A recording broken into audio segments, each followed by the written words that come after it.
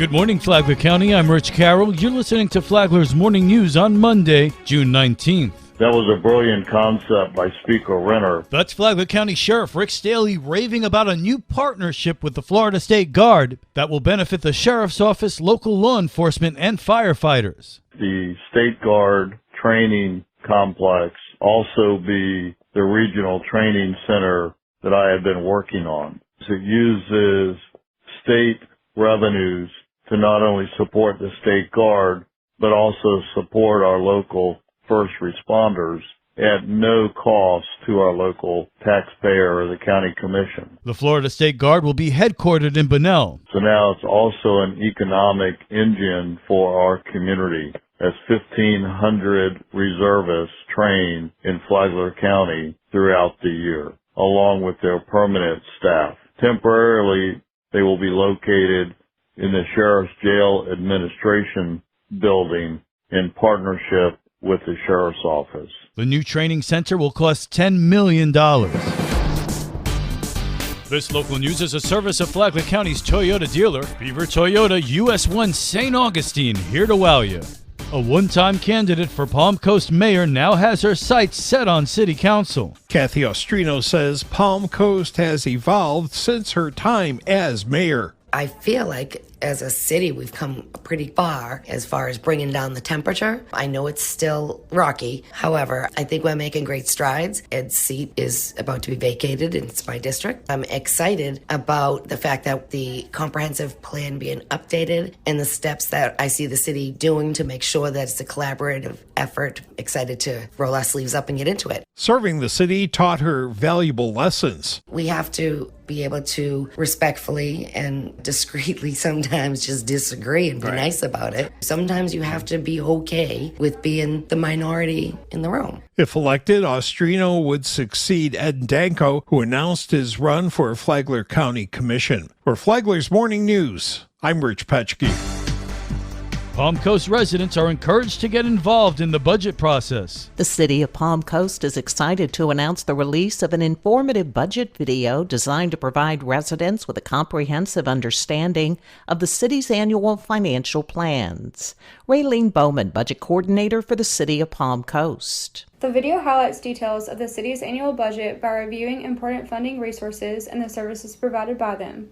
The city aims to promote transparency and encourage residents' involvement in the budgetary process. By having this video as a resource, citizens will better understand the function of the annual budget and can actively participate in the decisions that will shape the future of Palm Coast. The fiscal year for the city of Palm Coast starts on October 1st and ends on September 30th. The video offers a detailed explanation of various categories, including the general fund, special revenue funds, capital funds, and proprietary funds.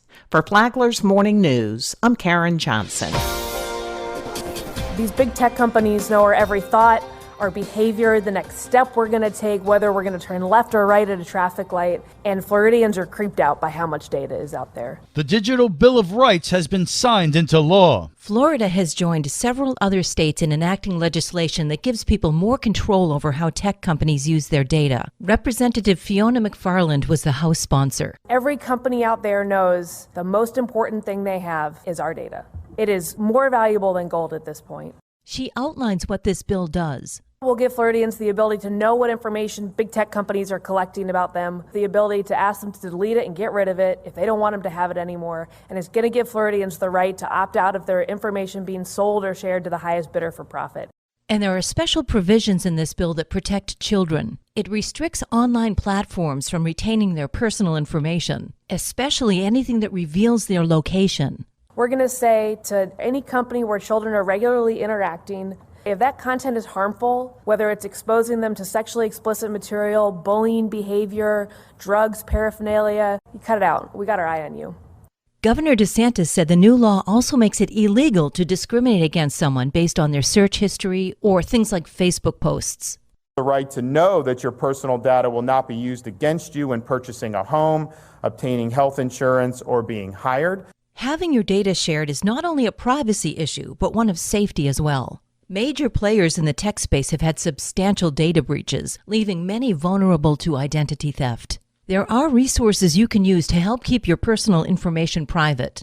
A subscription to DeleteMe.com, for example, removes your personal information from data collection agencies' databases. For Flagler's Morning News, I'm Liz Ryan.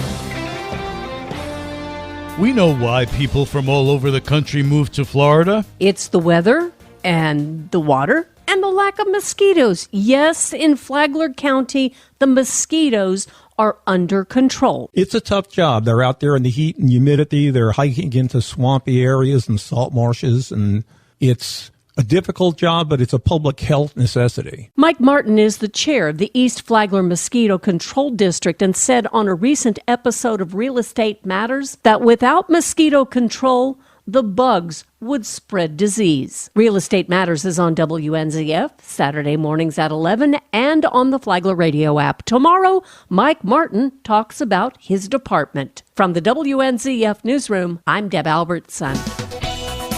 And now you're up to date on Flagler's Morning News. I'm Rich Carroll.